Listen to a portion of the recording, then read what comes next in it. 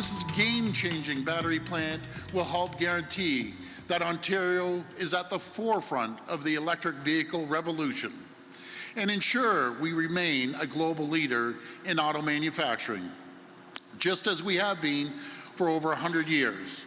The state-of-the-art battery facility will supply Stellantis plants across North America and employ about 2,500 people. The feds and province were in Windsor today, announcing the biggest auto manufacturing investment in the province's history. Automakers Stellantis and LG Energy Solution are investing more than $5 billion to build one of the largest lithium-ion battery production plants in the country. Construction is scheduled to begin later this year, and the Windsor facility is expected to be fully functional by 2025. For more on this massive investment, we welcome to CP24 tonight Vic Fedeli, Minister of Economic Trade, Development, Job Creation and Trade, Drew Dilkens, Mayor of Windsor, and Flavio Volpe, the President of the Automotive Parts Manufacturers Association. Good to see you all. Thank you for being with us tonight. Minister, welcome home to you. You were south of the border with the Premier on a trade trip. Tell us about the big takeaways there and talk to us about what this deal, this massive deal, means for Ontario. Well, thank you, Lena. This, first of all, today was just a spectacular day for the people of Ontario to see 2,500 jobs being created in Windsor, $5 billion investment. This has really significant, considering the message we gave to the Americans on Monday that Ontario is open for business and open for trade. So this hit all the buttons. This is the single biggest investment in the auto sector in Canada's history. And Flavio, you just heard the minister say, the Premier has said this is the largest automotive investment in the history of our province and our country. What do you think this means for Ontario's auto sector? Well, I want to, first of all, thank the minister. I was with him in Washington I know you were. just on Monday. And for context for you viewers, this isn't just the biggest. This is about 2.5 times the size of an assembly plant. So we're always out there talking about Oshawa Assembly and Windsor Assembly and Brampton Assembly. This investment is 2.5 times as big. And there's 2,500 jobs direct, but there's about 10,000 jobs in the companies that I represent that make the parts that go into these batteries. So this is a transformational investment. And also, you said it was the biggest, maybe the biggest battery investment in this country. It is the biggest EV battery plant in North America. And so this is one of those moments in time that we should not gloss over the details. We couldn't have had a bigger, better investment announcement today. And I'm so happy that it's gone to my adopted city, Mayor Dilkens, City of Windsor. Okay, so you're calling this transformational. Let's talk about Windsor here. Mayor Dilkens, this plant could create 2,500 badly needed jobs in your city. What does this mean for Windsor?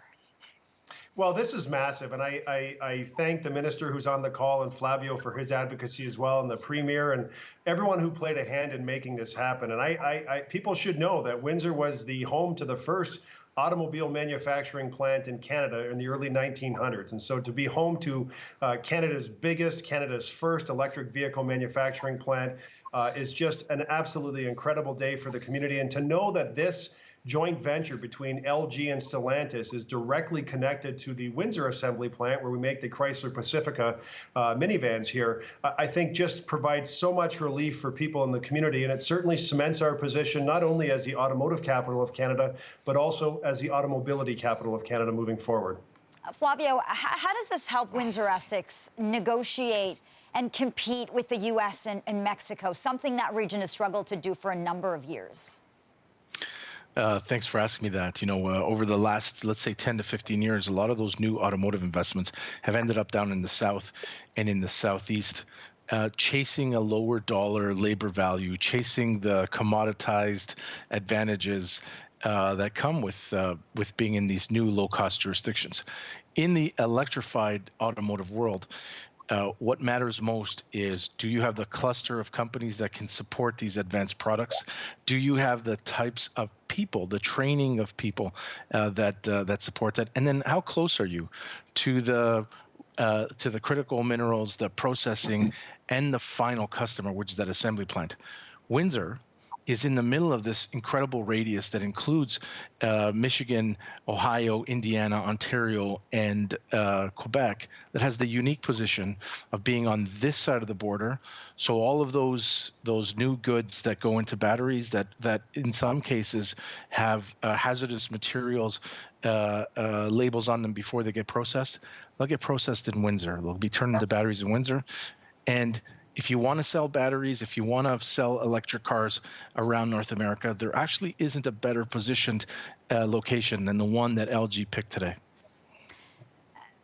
Minister, your government says it wants to focus on the vehicles of the future, and I know you're really proud of this announcement. At the same time, though, your government has scrapped electric vehicle subsidies. I mean, the Premier has refused to bring them back. There's been a lot of criticism here.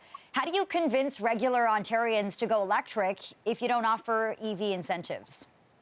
Well, we look at our job from the province of Ontario. Look, we're sliding all our chips in on electric vehicles. We began by supporting Ford with $295 million for their electric vehicles. We've seen announcements from Stellantis, announcements from GM. Just last week, we saw a new announcement from Honda where we put $132 million into their hybrid facility to protect the 4,000 jobs in Alliston.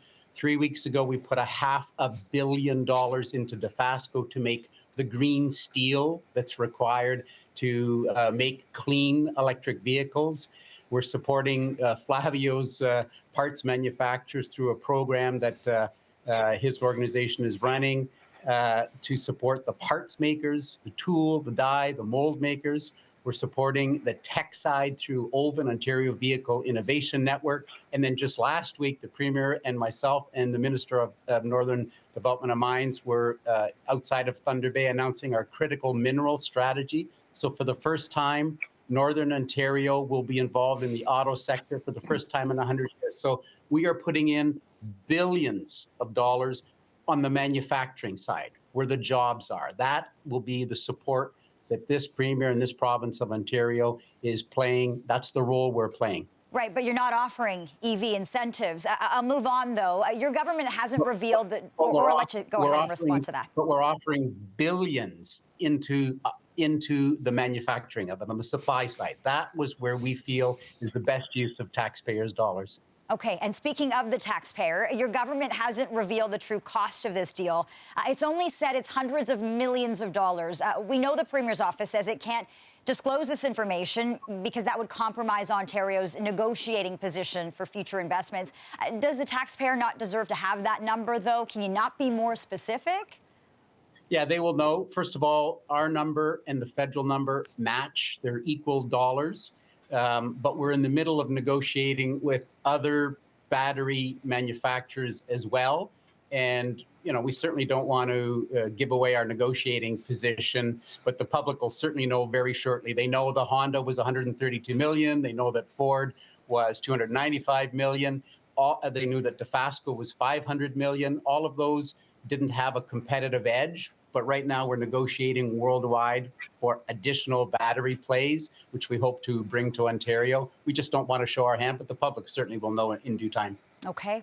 Mayor Dilkens, has this announcement sparked optimism in your city? What are you hearing tonight, and how are you hoping this leads to growth in other sectors in Windsor? This is, I mean, everyone is on the ceiling tonight in the city of Windsor. They intuitively know the value of this investment, and they appreciate the support from the federal government, obviously the Premier and the provincial government for stepping up and being huge leaders. I think of the change provincially in the tone here since 2018 in the auto sector has been absolutely massive, and we're very appreciative for this investment. And we too, we're chips all in on this. We recognize that this is the path forward, the huge pivot in the industry that is happening. We are on the leading edge of that in Canada, in Ontario, right here in the city of Windsor, and everyone here is very, very excited for the future of this community and what this investment means to our community as well. Okay, we'll leave it there. Flavio Volpe, Mayor Dilkens, and Minister Fedeli, thank you all for your time tonight. Thank you. Thank you. Thanks.